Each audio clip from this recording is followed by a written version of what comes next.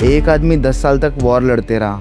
वो बस एक चीज़ चाहता था, अपने घर वापस जाना। लेकिन घर पहुंचने के लिए उसे समुंदर के monsters, man eating giants, dangerous islands और ये सब कम पड़ रहा था, तो इसे गॉड्स का भी सामना करना पड़ गया। और अब क्रिस्टोफर नोलन इसी स्टोरी को फिल्म बना रहे हैं और ऑनेस्टली ये बिल्कुल नॉर्मल माइथोलॉजी नहीं लग रही। ये ट्रेलर देख के ऐसा फील हो रहा है कि नोलन कोई सर्वाइवल हॉरर एपिक बना रहा है। और सबसे यूनिक बात ये है कि ये मूवी कोई भी CGI हैवी फैंटेसी नहीं फील हो रही, ये लिटरली रियल फील हो रही है। जब मैंने पहली बार सुना ना कि नोलन दी ओडिसी बना रहा है, तो मुझे लगा कि हाँ, जस्ट अनदर माइथोलॉजी मूवी। लेकिन जैसे जैसे डिटेल्स बाहर आने लगी ना, मुझे समझ में आया कि नोलन कुछ नेक्स्ट लेवल की चीज कुक कर रहा है। आपका थोड़ा इंटरेस्ट बिल्ड करने के लिए ना मैं सिंपल लैंग्वेज में समझा देता हूँ कि ओडिसी है क्या। ये स्टोरी है एक ओडिसियस नाम के लेजेंडरी वॉरियर की, जो ट्रोजन वॉर के खत्म होने के बाद फाइनली अपने घर जाने के लिए निकला है। और देखा जाए तो नॉर्मली उसे कुछ हफ्तों में घर पहुंच जाना चाहिए था, पर आपने नोटिस किया होगा तगड़ी कहानियां कभी भी सिंपल नहीं चलती है। उसको भी 10 साल लग जाता है अपने घर पहुंचने के लिए,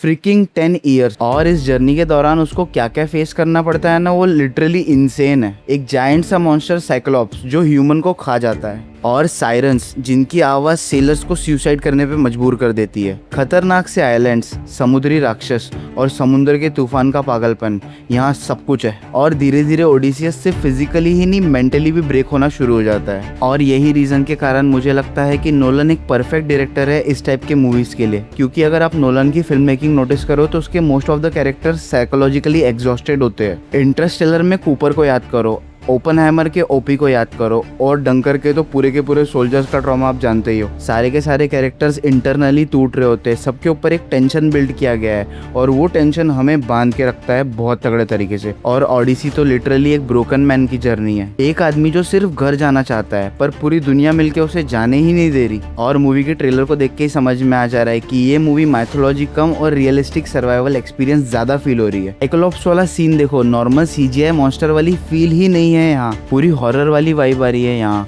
डार्क केव, मैसिव शैडोज, ह्यूमन फियर। और नोलन भाई साहब यहाँ पे प्रैक्टिकल सेट्स और स्केलिंग टेक्निक यूज कर रहे हैं, मतलब क्रिएचर का वेट फील हो पा रहा है। और इसी तरह साइरेंस वाला सीन भी, फॉगी वेदर, हॉन्टिंग एटमॉस्फेयर और ओडिसियस खुद को शिप से बांध रहा है। Bro, pure psychological horror vibes. अब असली नोलन मैडनेस सुनो। सिनेमा हिस्ट्री की फर्स्ट फीचर फिल्म है जो कम्प्लीटली IMAX कैमरा पे शूट हुई है, मतलब नॉर्मल कैमरास बिल्कुल नहीं, 100% IMAX।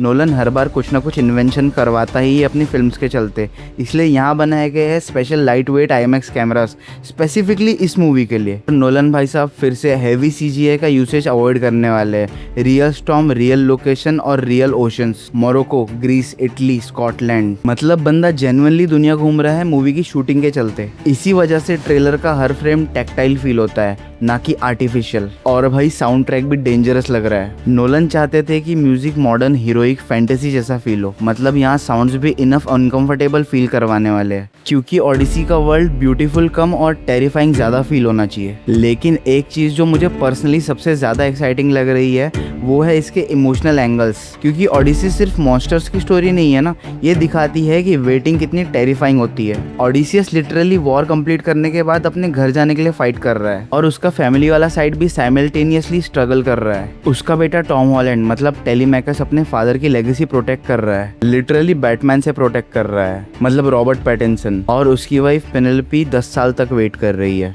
मुझे लगता है ना कि नोलन इस वाली इमोशनल एंगल को बहुत ज्यादा हैवी लेयर के साथ प्रोवाइड करने वाला है। यहाँ सिर्फ गॉड्स और मॉन्स्टर की बात नहीं है भाई साहब, नोलन बना रहे इस मूवी को, तो तुम समझ सकते हो मूवी सीधे लाइन में बिल्कुल नहीं चलने वाली है। आगे पीछे चीजें करके दिखाना तो नोलन का काम है, और वही चीज हमारा इंटरेस्ट बिल्ड करती है। बट ओडिसी में पहली बार ऐसा फील हो रहा है कि वो मिथ को रियलिटी की तरह ट्रीट कर रहे हैं। ये उन मूवी में से है जो फोन में देखने के लिए नहीं, लिटरली थिएटर एक्सपीरियंस के लिए बनाई जाती है। मतलब यार, बंदा मूवी के चक्कर में दुनिया घूम रहा है, तुम थिएटर तक नहीं जा पा रहे हो। आपकी इस मूवी को लेके क्या एक्सपेक्टेशंस है आप मुझे कमेंट्स में बता दो, और अगर वीडियो अच्छा लगा हो तो like, share, subscribe. Bye bye.